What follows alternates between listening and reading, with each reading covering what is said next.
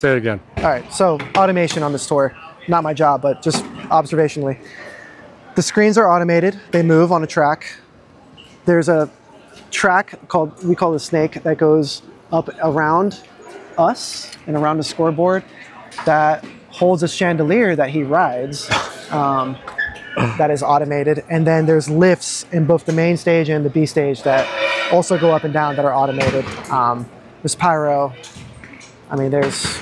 all the things. Yeah, all the things. The amount of lighting is so much. Is there laser beams? No, yeah, they didn't do that. I don't know why they cut that, but they didn't do that. But, we're going to cut this whole interview then. I can't do it now. No laser beams. Freaking laser beams. The freaking laser beam.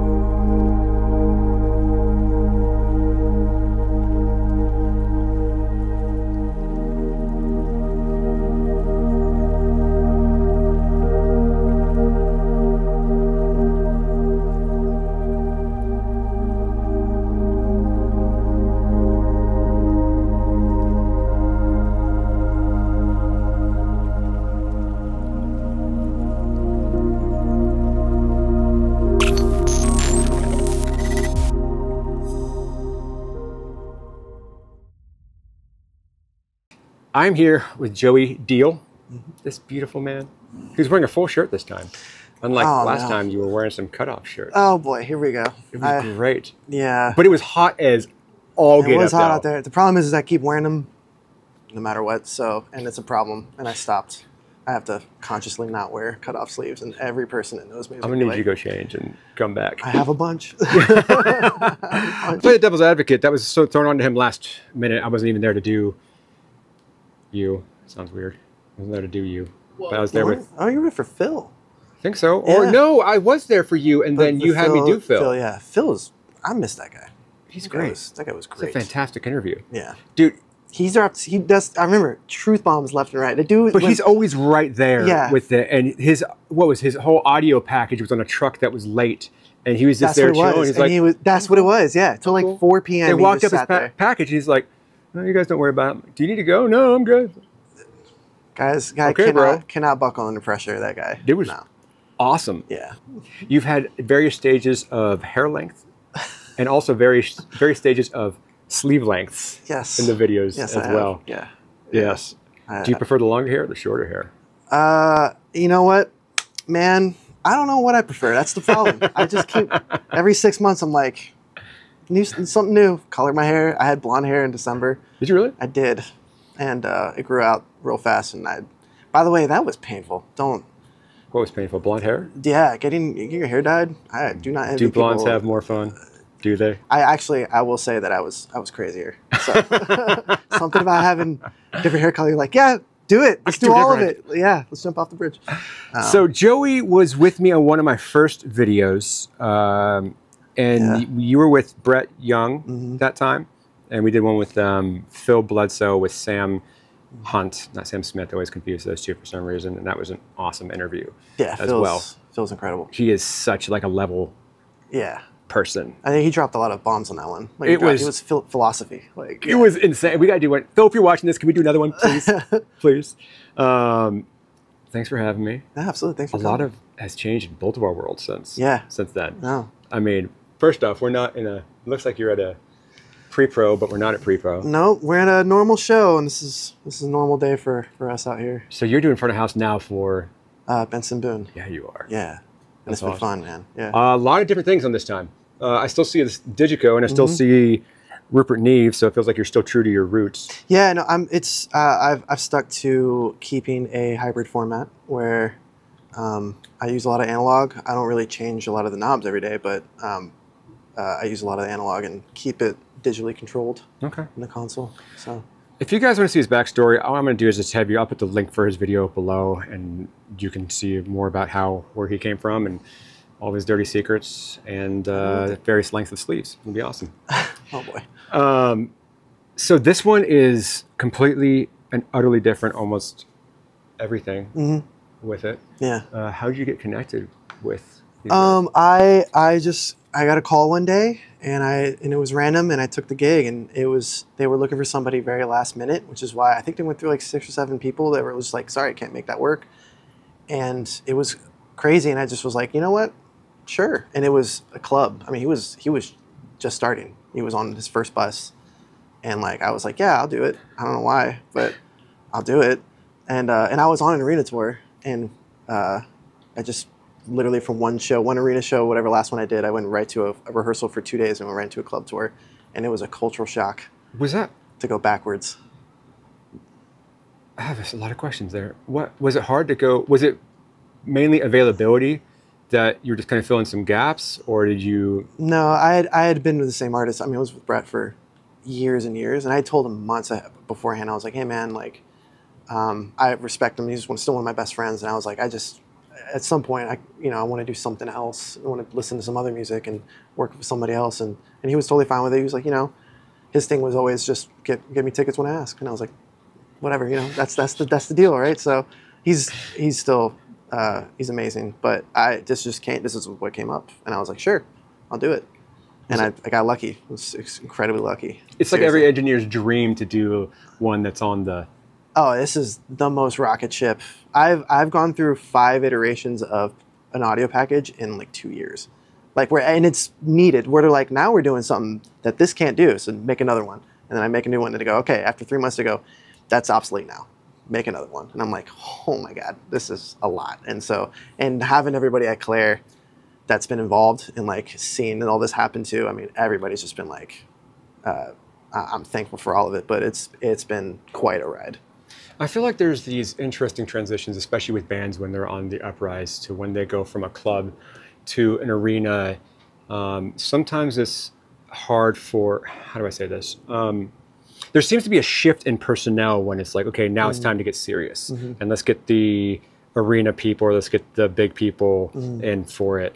Do you see that a bit? And what do you think separates the people that are actually able to stay with the band and rise up? Because especially with the new engineers, that's the dream for it. It is a dream. But there's a big difference that happens in a club versus an arena, scalably to a massive nth degree. With it. For you getting to arenas, was that hard?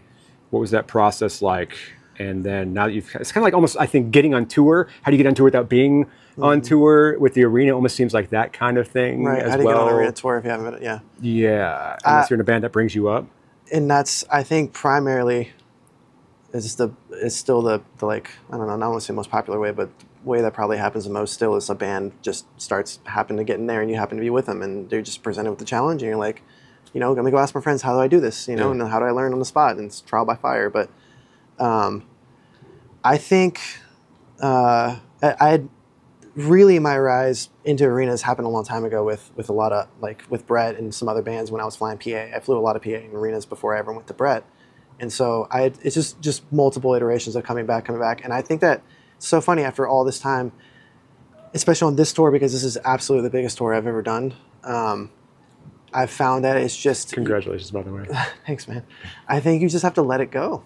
That's what I've learned on this one is I cannot care.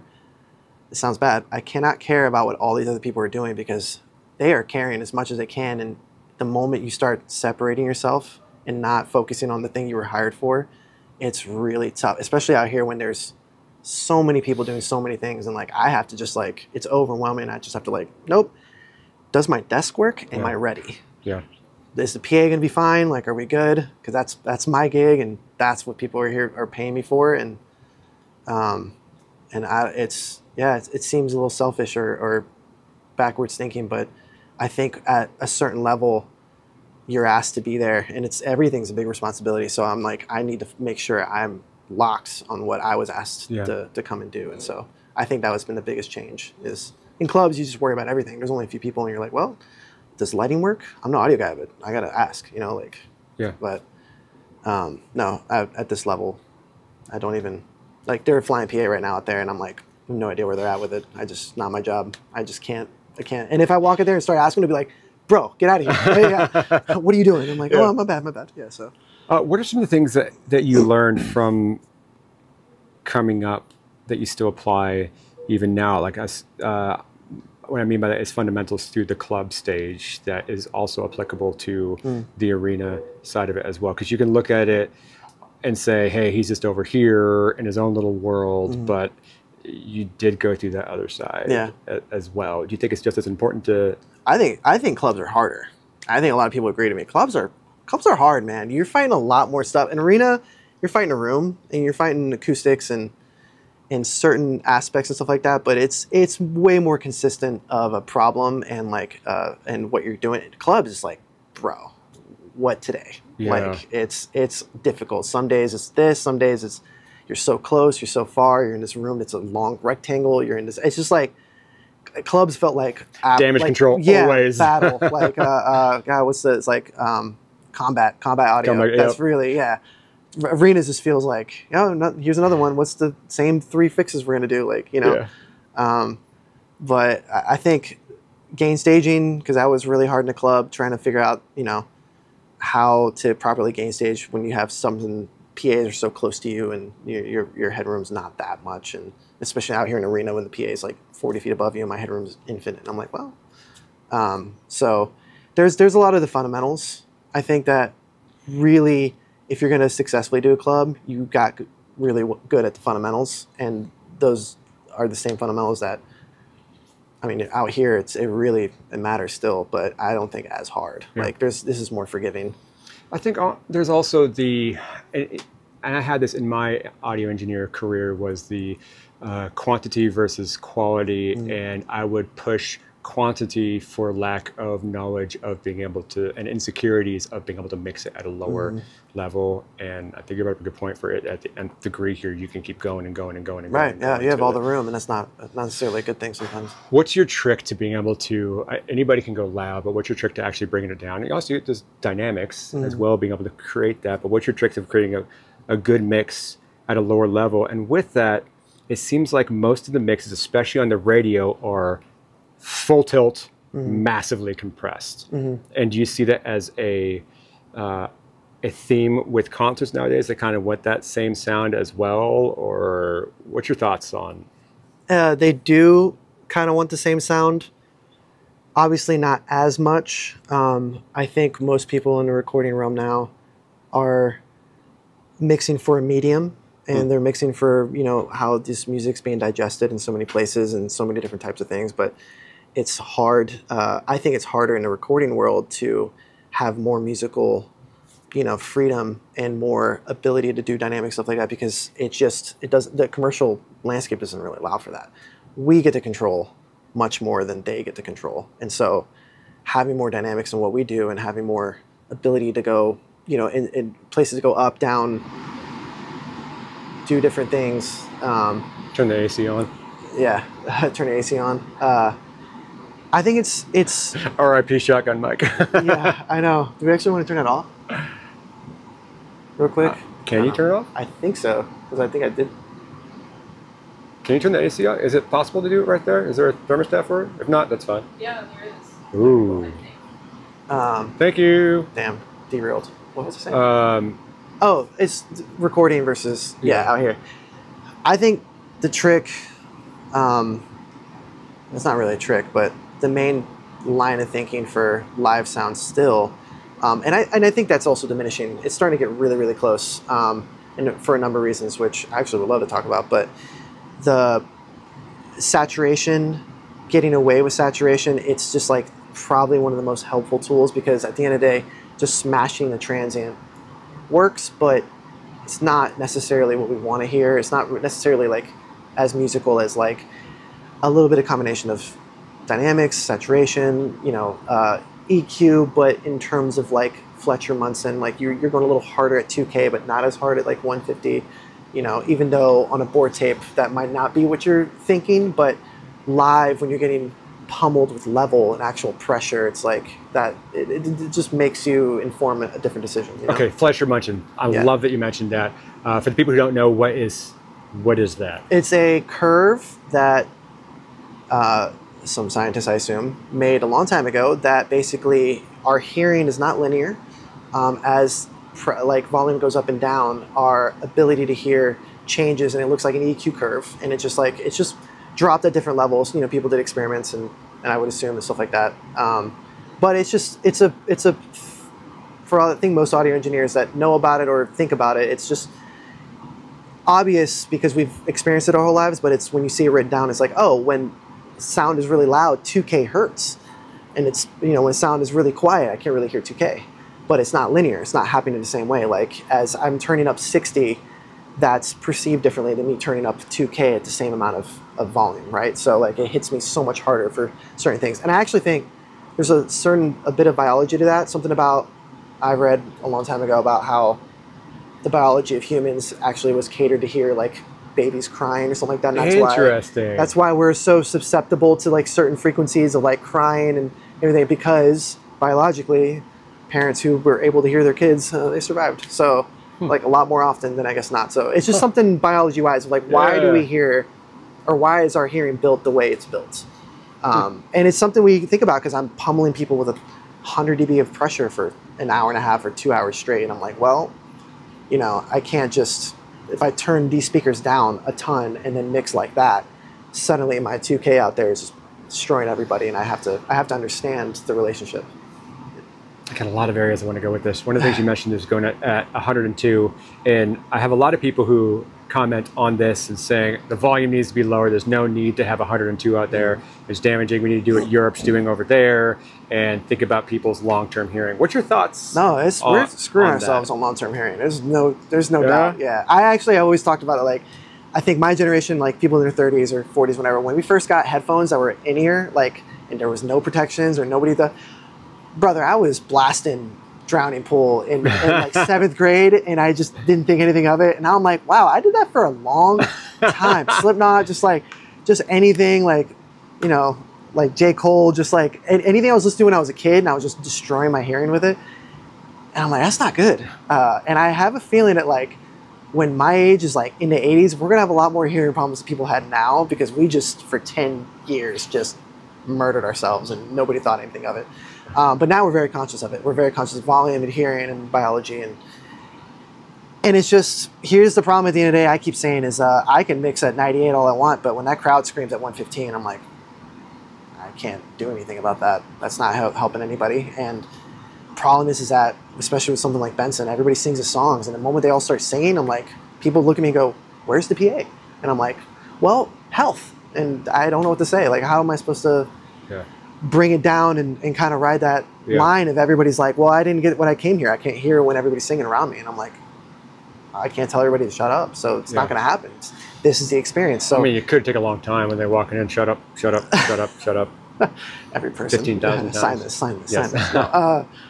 No, so it's like we do still need volume. Now, how do we get volume long enough in incremental periods that like doesn't hurt people too much? You know, it's within a range of like where you can kind of recover from it, because there is a point where you can't recover from certain damage that happens, but there is a point where you can. Or are people just going to be wearing earplugs from now on, or they're getting specialized earplugs that we should be giving out, or, you know, it's just like, I don't know. There's a science there that we just really, people aren't exploring yet, just because, you know, with capitalism, which is not the money thing yet. There is a lot of in-ear manufacturers and other manufacturers that are making earplugs for concerts that have filters in there to be able to bring it down. And there's a manufacturer that sent me some the other day, Eargoes, and I brought some I'm actually going to try it out with. They're in Nashville, and they have some filtered ones, and I like seeing that influx. Like the pop-out filters, like -10, -5. Yeah, which I think is cool. And, you know, UE has some, and 64 has some as well that are actually custom molds for it. And I use it all the time for concerts I go into. But one of the things you mentioned, saturation. Explain to people what, the best you can, what is saturation and why is that so important? And also, is there a too much saturation with it? And how do you approach that with your mixing? Saturation is a form of distortion, or if it is distortion, a form of distortion, square, rectangle, I don't know which one, but where like cutting transients off. You're diminishing a volume of something, but not with compression. You're diminishing its ability to, like how far up the slope of a transient can go.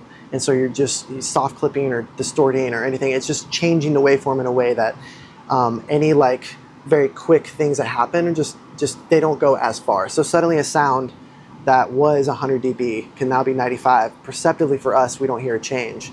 But on the instruments and what's happening with pressure, like it was that loud and now it's a lot lower.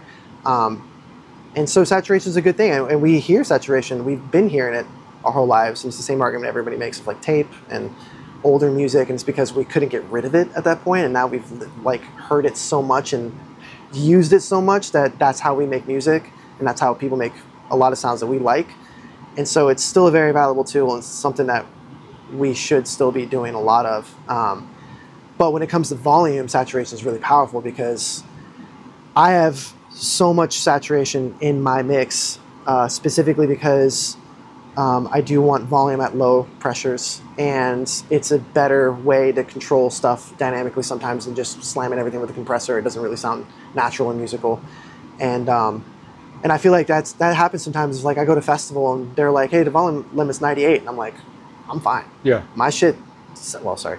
It's going to sound like 105 at 98 for me because I've clipped all those transients enough, hopefully in a way that like gives me such impact and volume at that lower level than the next guy who's going to also hit 98 and doesn't have any of that going on. Which is just, it's an advantage. It's tools, it's an advantage. And yeah, will it sound good without any of the tools at 98? Sure, it's fine. It's subjective anyway. Music sounds good to people who like to hear whatever it is.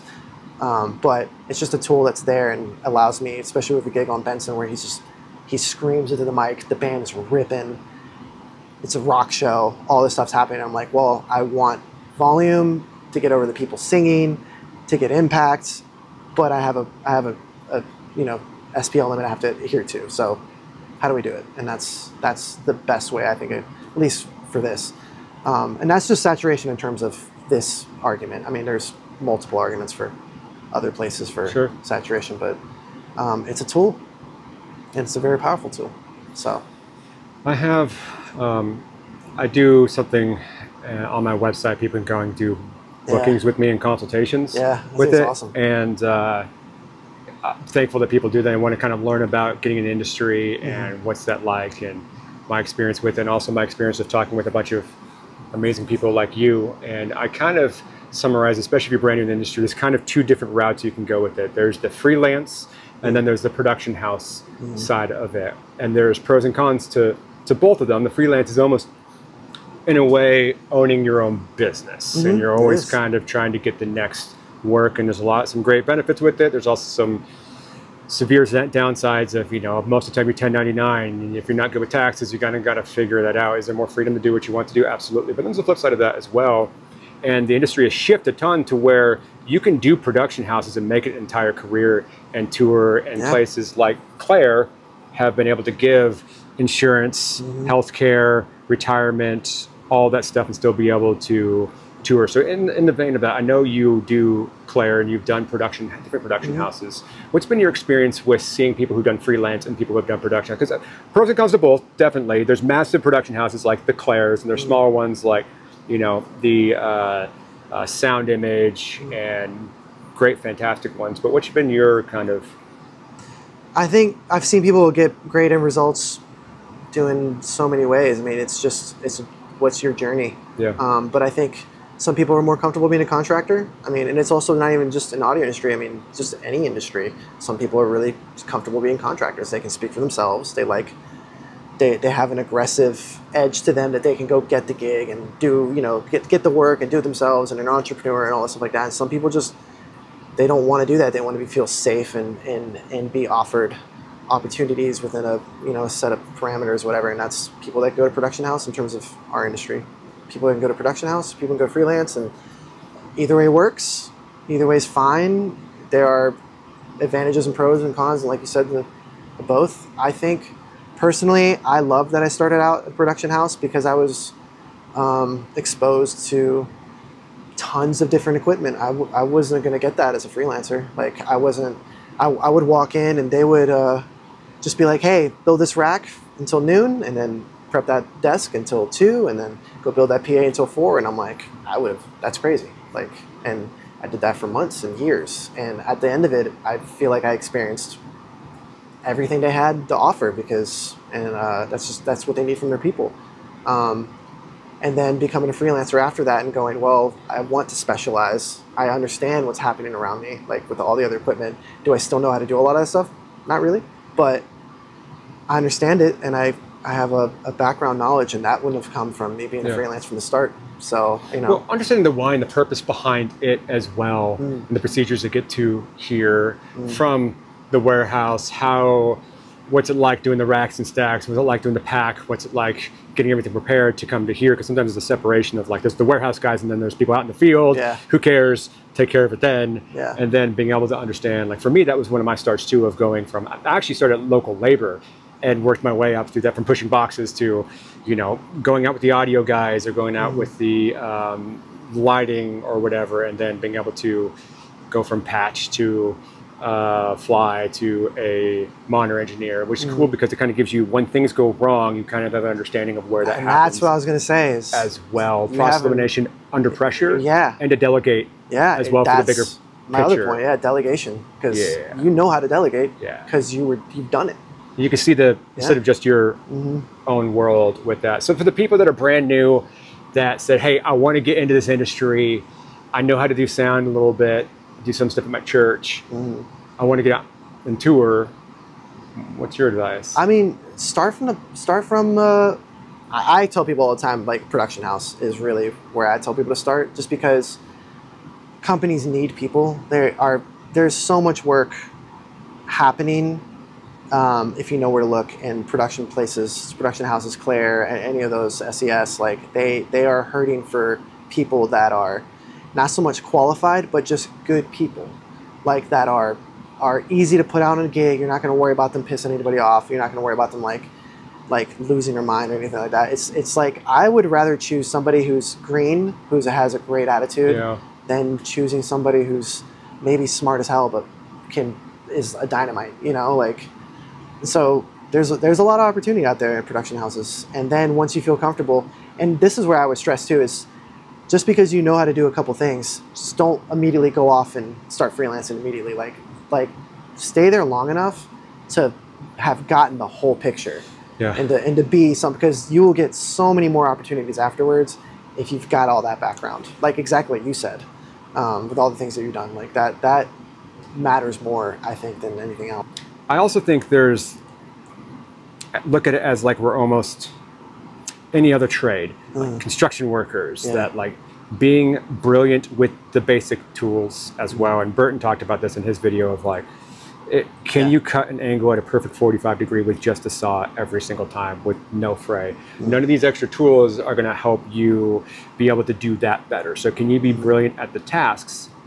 And it's the right place, right time, but the ability to give people what they need at that time. And that portion is the one control that I think you really have. Yes, you can network and put yourself in the right situations and try to get that, but are you comfortable with a Digico? Are you comfortable with an Allen & Heath? Are you comfortable with the Rivage? Are you going to be so stuck on one console? But at the end of the day, too, do you understand the tools and the basics from source tone, microphone, the importance of that, the importance of the placement on it, the importance of it? Like, there's so many things to that to where you can control those things. And also, I think a huge portion is SE.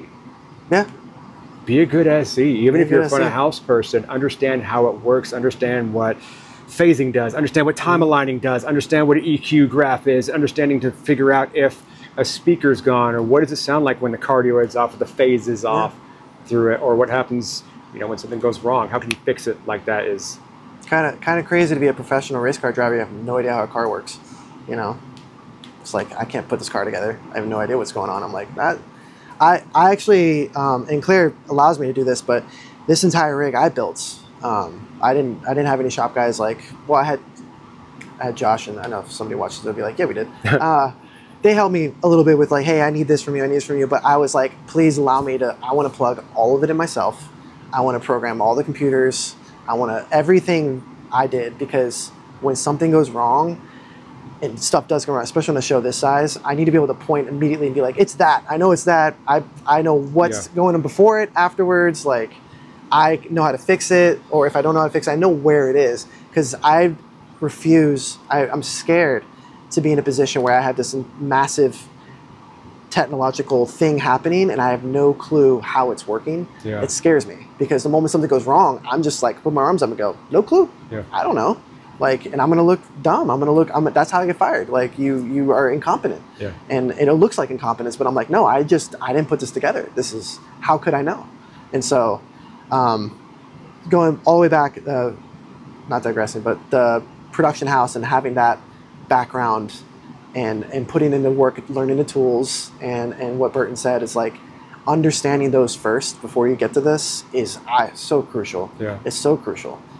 Because it's not even going to make you a better person or a better engineer. It just makes you much more reliable in any situation.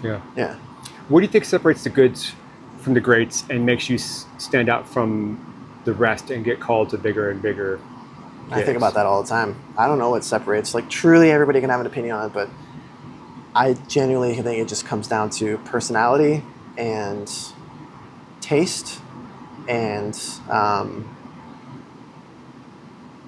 I mean, skills, yes, but there's so many tools for everybody to learn so many skills now. It's like, if you don't know what something is, it's like, brother, there's thousands of anything, and you can go watch a Dela Cruz video. You know what I'm saying? Like,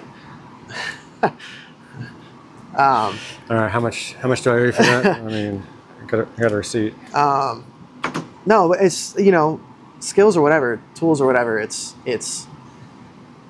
are you fun? Are you nice? Do people like you? Do people like smile when they come up to you? You know, like, and not that everybody smiles when they come to me.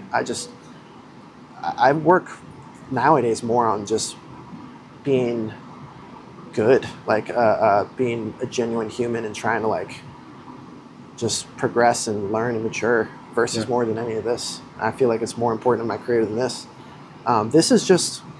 This is my taste. I just keep listening to more music and finding things and finding good engineers that I like listening to, like Josh Goodwin and Serban and all the greats and everybody out there, and seeing what they're doing and be like, oh, it's cool. I like how he does low mid, and just adapting, you know? That's just environment and learning, and I think everybody's going to have that. But what gives you gigs is just being present, being willing to help, being willing to say yes to people, and go all the way and work hard for people and make sure that they see that you're like, hey, I'm going to give you my all, you know, like I want this. I'm hungry. You know, I think that matters more than anything else. What do you see as some of the common mistakes that brand new engineers make? Say the openers or the ones that you see kind of come in, you're like, oof, maybe try to avoid. Yeah, I think most times it's just it's funny, I was just saying this to somebody today. There's a ability to hear and there's an ability to listen. I don't think they're the same. I think they're different. Hearing is I don't want to say genetic, but it's just like, you know, everybody can hear stuff. But listening, you have to learn how to listen. Like, you have to learn how to hear past things and hear how things are going together. And perspective, you have to like learn how to zone out, look at one thing particularly, pretend you've never heard this before in your life, pretend that you've heard it 1,000 times. Like, it's like this mental game of listening. And it's like, lately with some of these mixes that I've been doing, I'm like, I would love to know what it feels like to be a person in the audience who's never heard this before and doesn't understand a thing about this. What are they hearing? Like, what does that sound like? You know, like, and that's important. That's. I love talking to people who have no idea what music is anything about. I'm like, actually, I want your opinion. You know, like, I want, tell me what you think. What does this sound like? Is this good? Is this bad? And it's funny that most of the times, everything I've ever thought about mixing is not what they hear first. And I'm like, it's informative. That says a lot. Yeah, I think it's important. You've had an interesting background, especially coming from a mastering engineer side, and you've worked a variety of styles, everything from Colby Calais to Brett Young to Benson Boone. the mastering side I'm fascinated with, and you're very unique in the fact I don't think very many front of house engineers have also had a history with mastering. Does that affect your mix? I say that because a lot of time with mastering, you get a lot of time to sit there and fine tune it to where here you're just kind of a throw and go figuring out. Does that drive your mastering engineer crazy, or is that thing kind of strives you to want to get better and better and better? But actually, let's back this up a little bit. Explain the difference between a mastering engineer and a front of house audio engineer for people who don't know. Sorry. Mastering engineer is finalizing files, music, anything for commercial use, and it's still an art, it's still subjective, but there's a lot more objectivity in it in terms of you have to think about mediums, you think about where this stuff is going, like it's going to be played in mono in a radio or in a restaurant above you versus in a car versus somewhere else, and you're like, well, how is the energy of this versus, you know, how bitey is it, like, and it's given it a not only a polish, which is what a lot of mastering is most of the times. A lot of people is, hey, can you polish my mix and give me a different set of ears, but there is a bit of a commercial aspect to it, and like just finishing it up. But as a front of house guy, I'm given however many channels, and they're like, make music, and you do. And the thing is there's so many different ways it can be done when you're mixing, especially live or in a studio or anything. I have 100 channels, and I can make 1,000 decisions with each one. So it's like, I am going to be unique, and everybody's going to be unique. There's no way somebody could do the exact same thing. I mean, there's a lot of taste and everything that we've learned, like methods and a lot of things that we all agree on. Like, oh, we do love a lot of low end in the snare. Nobody's going to tank 500 in the snare, or sorry, 400, 300 in the snare by a massive amount, because nobody likes the way that sounds. Maybe somebody out there does. Maybe I'm being judgmental. I don't know. But you know, we all kind of have taste. We all learned society-wise, like what our tastes are kind of coming together. But the difference, I think, between mastering and live sound guys is mastering deals with a lot of subtleties, and front of house is loud. And how do I do subtlety when I'm like, Jesus, kick drum's murdering me? Like, what subtlety? What 1 dB of 60 am I pulling? However, I think the best front of house people I've ever heard are making those exact moves. They're sitting there to listen to a mix, and they're like, -1 at 5K. And I'm like, that's it? That's the match? Holy shit, how'd you do that? Like, that's crazy. It's beautiful. I hear everything shiny and nothing bites, and how'd you do that, right? And the guy's like, and I'm like, that's what a mastering guy would have done. Like, and so it was getting to a point now with PA and how good the tech is for all these companies that are putting out PA, and how good they are at the science now and the algorithms they've created for the rooms, and how all the work they've put in and all the science they've done for years and years, and Christian Heil and Vic and everybody at L Acoustics or people at D&B, and like, it's gotten to a point now where like, if you have a really good mix and you're a good engineer, it is to the point where it's like, nah, man, dB moves are happening, and it's very audible, and it's a lot of control, and like, that's what's separating like these massive Jamie Pollocks, you know, like Sully's and Ryan's and all these guys, and Trey Smiths, and these dudes are doing crazy mixes from like everybody else, is because they're making these subtle adjustments that are like just that's magic. That's the you know, Neymar doing like a little touch to score a goal, or Messi just like slightly bending it a little to the left, but nobody can block him. It's like, those are small moves that are going the longest distance, because everybody's hitting 98%. How is he getting 100? You know, like, who's this guy? But anyway, a lot of feelings there. We're in a day and age to where the cell phone sound is almost as important at the concert as the concert. Yes. And arguably there are shows to where some of the fans in the audience have a bigger following than the bands. Do you focus, what is some advice you have to be able to make a mix that sounds good on a phone? That's crazy. As well as, because I've said this before, but my buddy Kyle with Creed, there was a person in the audience, she had a bigger following than the band. So arguably the sound in her phone was just as important as them sounding good. That's true. And one of the things, like, what happens when an artist gets done and goes back to his green room? They'll scroll and see it on social media, or the friends and family who record it. So, and they watch all of it. Everybody does. As somebody who has a mastering engineer background, who is used to, has understanding of EQing and creating a mix for consumption, what advice do you have to be able to create a mix that's also good for a live audience and a cell phone sound? I think phones, especially phones now, the tech for these mics is so good that they really do hear. There's not that much of a tilt to them anymore. They do kind of hear everything, like kind of how we hear them. They're very close to a speaker or a monitor, obviously with limitations because physically it's not big and doesn't have a woofer and stuff with it. But so at this point, I think it's just like a really just arguably good mix does really well on a phone. There's not like anything you're like particularly trying to push out or anything. I think it's just like, no, if you can go back and listen to a board tape and be like, that sounds great, it's probably going to sound good on a phone or anything like that. The issue I still think people are having is how we treat PAs. And not particularly just that, it's how we treat mixing into a PA.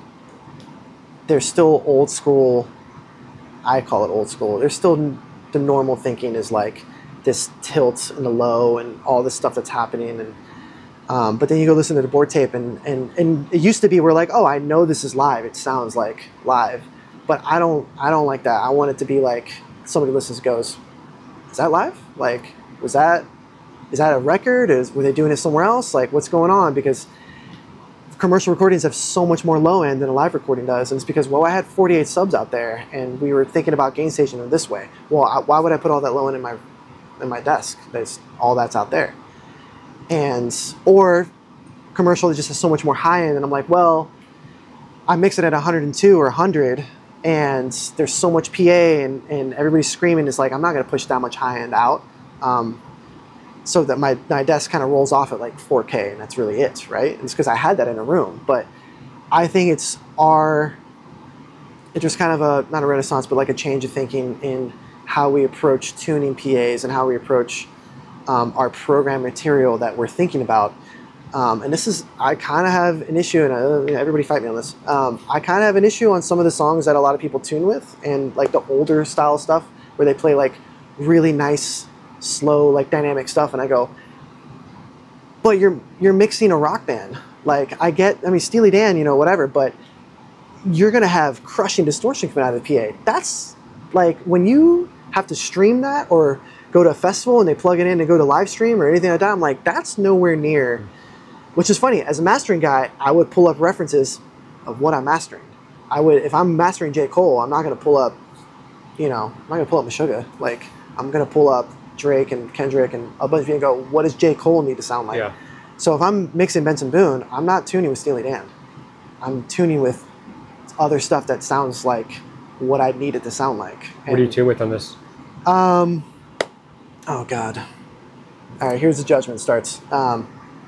Favorite song right now to tune with is Craving You by Thomas Rhett. Okay.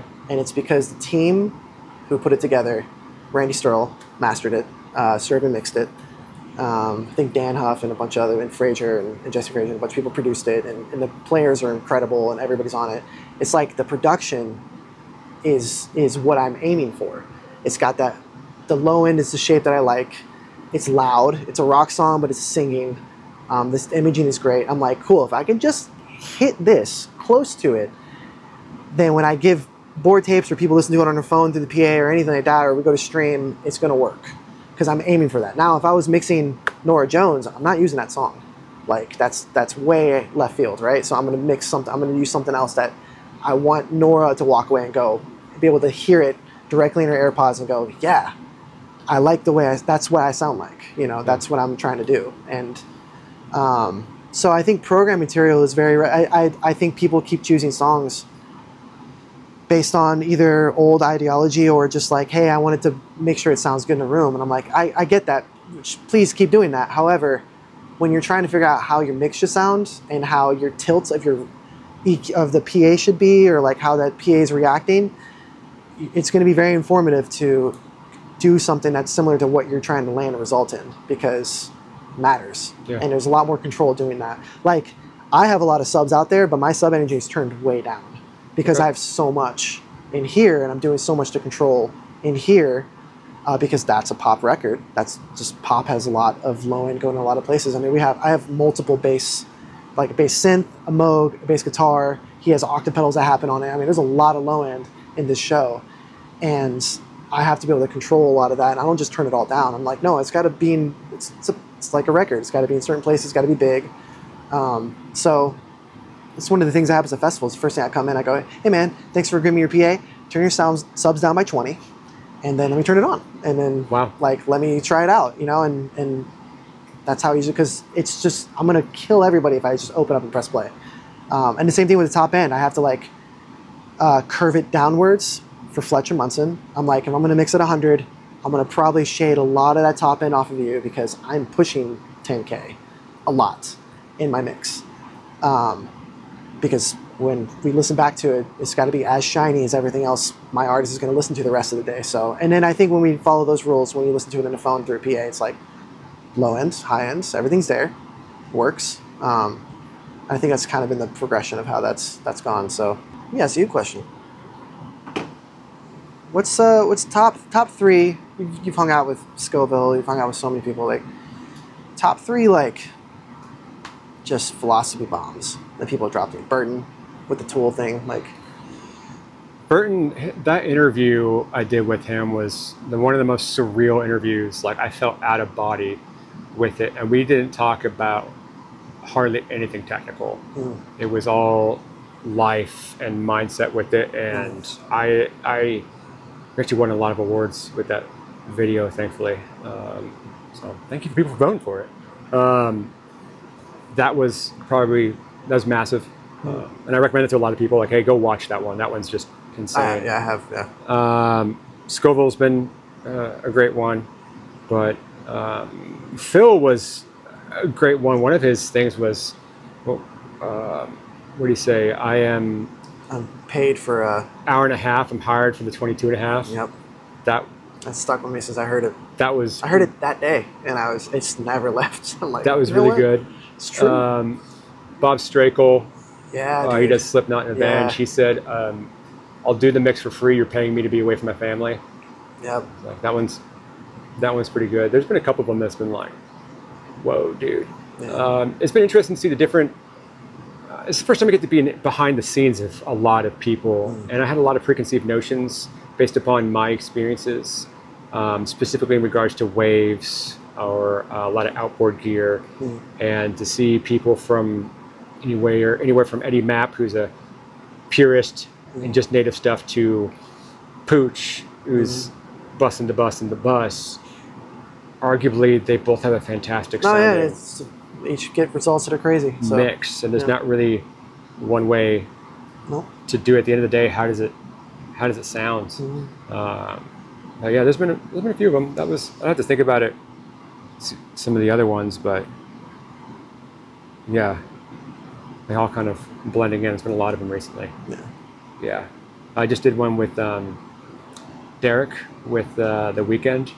That one was nice, fantastic. Yeah. That one's coming out soon. Yeah. Did another one with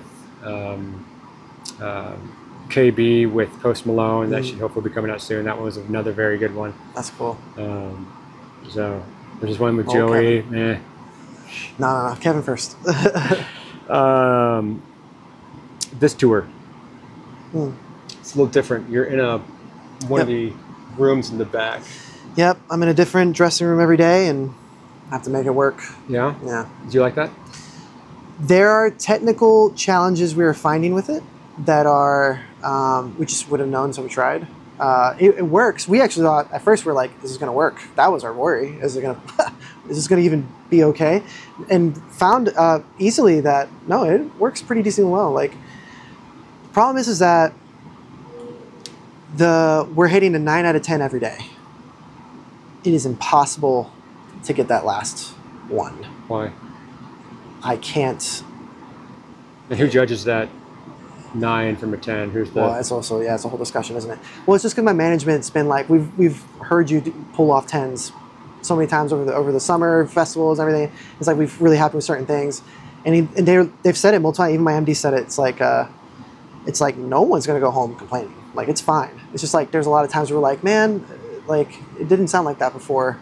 Like there's decisions I was making within a song or two of the show start that they're like, oh yeah, there it is, locked in.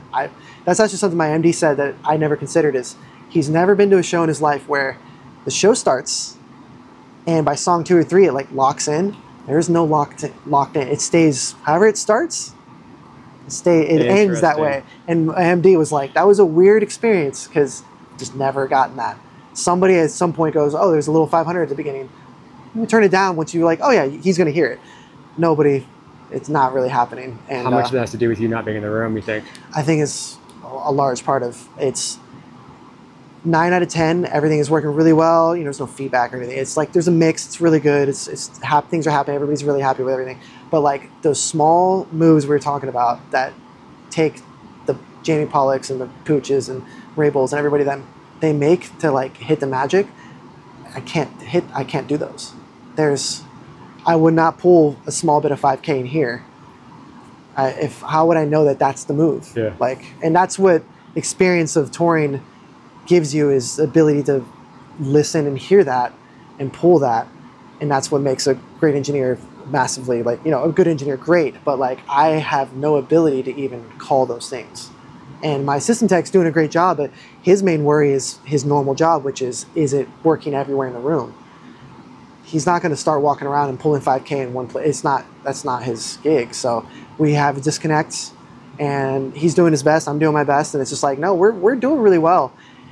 We just found a ceiling that's lower than what we normally have been getting our whole lives, and it sucks. We can't figure out how to get past the ceiling. So it works, and we did this because the design of the stage is so massive, and there's no front of house. There's nothing on the floor, so there is no place for me to go. Do you have the ability to walk? I do during sound check. No, but during show I can't. It's so involved. Even if this is very cued and automated and time coded, there are still so many things that happen every song that are not. A lot of them being pretty integral, and a lot of things that I have to ride. I can't leave. It's just not going to happen. So, Can I have like the SC come here, hit play for a little bit while, or you next? No, I've tried. We thought about it. We talked about it. It's just like, it's not going to happen. Yeah. So, and I think I need more than, I think I need 3 songs. I need to sit there and understand what's happening. Like I would have. Let your ears adjust. Right. If I was in the room, again, like within 3 songs, everybody's like, oh, this little, let's pull it out. It's a little bitey. Let's pull that out. Vocals, little mid-range. Let's fix that. And then within 3 songs, you're like, oh yeah, here we go. I feel comfortable. I can't do that. Can't do it. One of the things I do want to plug real fast is that I have an app. So this is Dela Cruz app. It is on Apple Store and Google Play Store. People can go there, and I've got different groups in there, and I've got people who are verified pros. So if you want to go there, go join. Everything's free on there. Got job postings on there. Got Ask a Pro section on there. We've got Faith on Tour as well. So a bunch of different groups you can connect with other like-minded people. It's free. Post a job there.